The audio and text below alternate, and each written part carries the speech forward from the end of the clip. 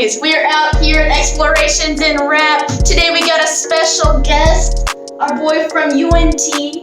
Go ahead and introduce yourself, buddy. Hi, I'm Luis. Hi.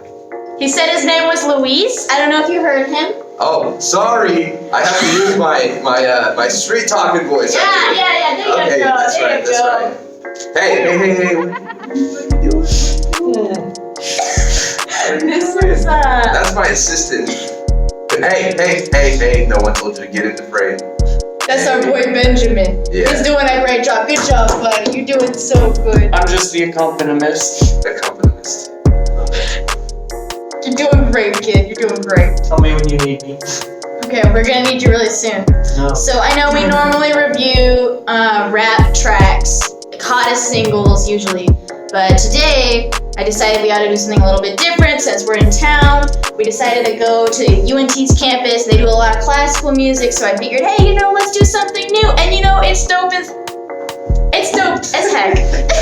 Homies, we're on campus. I can't curse this episode, but I figured I would send you guys the track ahead of time, let you guys take a listen. Let's hear what our viewers thought. We get a caller in right now. Hey bros, I really appreciate what you guys are doing with changing it up and doing classical music. Classical music is the bomb, man. It's a jam, especially what we're listening to this week. I noticed that the first, what was it? First 16 measures, sounds something like a period or a sentence or something like that, but I couldn't figure it out. So I was wondering if y'all could help a homie out and figure out what kind of sentence it is or the period that it is. But yeah, appreciate it. Keep up the good work, guys. So, our caller, who sounds actually a lot like you, that was kind of confusing. But yeah, I don't know. But they were confused about that first little piece of the music. The first 16 measures. Yeah.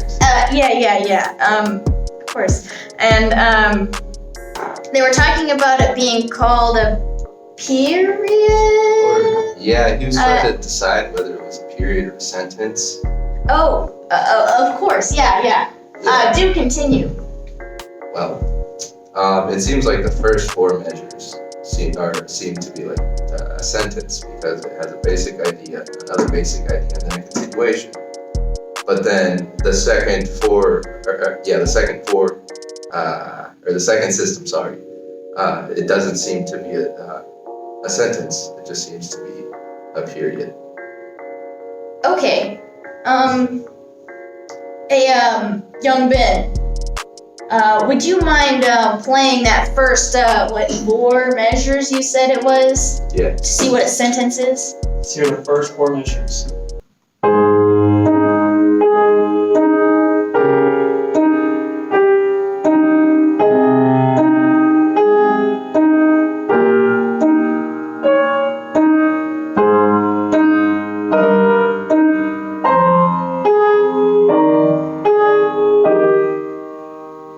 Okay. So you might say that a sentence is a little piece of a verse and a little piece of a verse and then a little bit more of a longer section. Yeah, a little bit longer than what the basic ideas are. Okay, sounds good to me.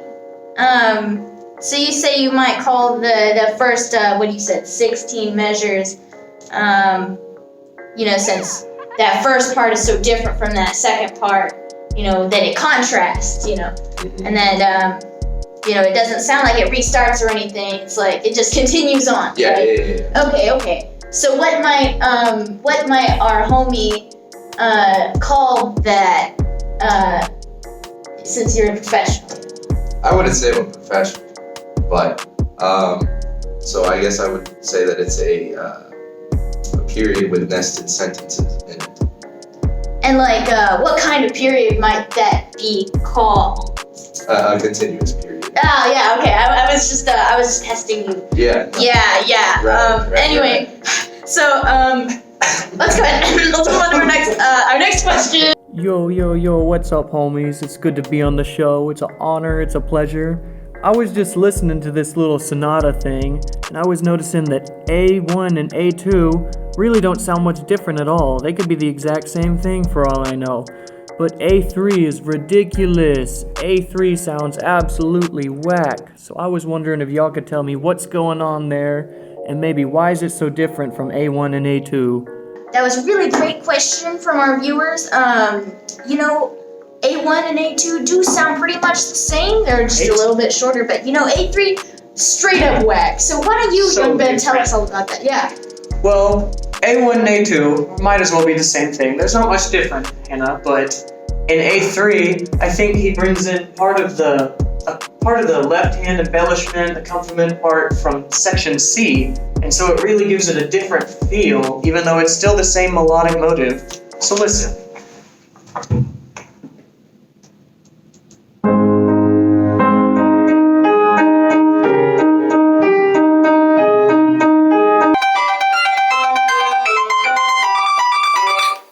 It gives it a different feel. Oh, thank you, callers. Stop, please. Hold your applause, callers, over the phone.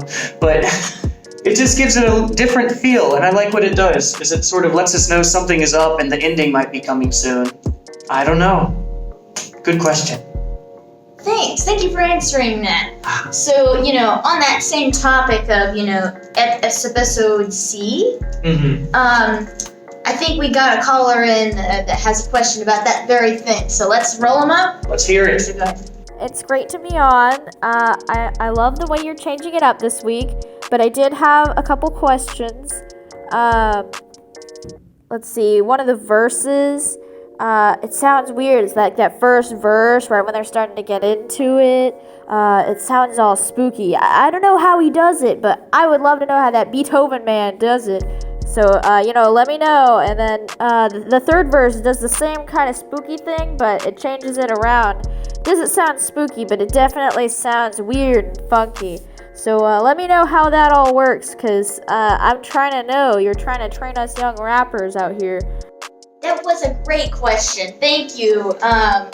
I was wondering kind of something like that myself about those verses. What are they? What do they mean? Why does that second one sound so spooky and that third one sound so weird? Tell me about it. Well, so the two different verses would be called episode B and C because they're different things. They're contrasting, verses. And episode B is spooky because it's in F minor, which is the relative minor. And it pivots on the common tone C. Okay. So it gives it a really smooth transition. And then episode C switches to E major, but it switches on the enharmonic note, and it's written C flat, but it changes to B natural. Okay. Given that it's in E major. Oh, okay. That's really interesting. So, it's like that first one. The way that it transitions is on the same note to a key that has all the same notes. Exactly. It just stacks them a little bit differently so they sound minor. Right. And the center of the pitch is, the center of the key is a different pitch. But in the, episode C? Yes. Yeah. So that one, the way that it transitions to a key so different that the note that they had to transition on has to sound the same but look different in the way that it's written because all the notes look different. Mm-hmm. Oh, that makes perfect sense. Okay, thank you. In addition to talking about that, more transitional material, I was kind of wondering myself, looking at this score that your accompanist Ben brought. Thank you, young Ben. But shout out to Ben. I was wondering, this retransition. I think that's what one of our viewers has called it. Yes. I was curious about, what that means in terms of getting back to that hook, the refrain, I think we were calling it. A. It would be A2. And so the retransition is something that occurs in between an episode and then it's switching back to A, or something that sounds similar to A. And the retransition is featured in the 5, which is the dominant key of what it goes back to, which is A. The refrain A. Oh, that's interesting. Okay, so one last question for you. We got a lot of this on our Twitter feed here, but I was curious about the idea of what a coda was, what that's all about. Some weird thing at the end I don't know much about it, so go ahead and talk about that. What is that? So this particular piece does feature a coda. A coda is kind of something that comes after you think the music is done. It kind of gets you a little bit because it's kind of unexpected. You hear that what is a perfect authentic cadence, which sounds like it's just a perfect ending, but then you have that some more music that comes after it, and this song also features little codetas. Yeah. Yeah, it has which is just 5-1, 5-1, 5-1. It just switches back and forth. Interesting. Good to know. Thank you so much. I bet a lot of this could be used in our, modern music of today. Our boy Beethoven coming at you. I don't think his music is copyrighted right now, so go ahead and feel free to use that and sample it now that you understand really how it works. Thank you so much for having us, Luis and UNT. Having this, Thank you, young Ben, for playing for us. our young My pleasure. accompanist. Accompaniment. Yeah, okay, well, thank you, everyone. Have a great day. Catch y'all next week, homies. We're listening to Tyler the Creator's Igor. Great hot tracks on that. I'll see y'all next week.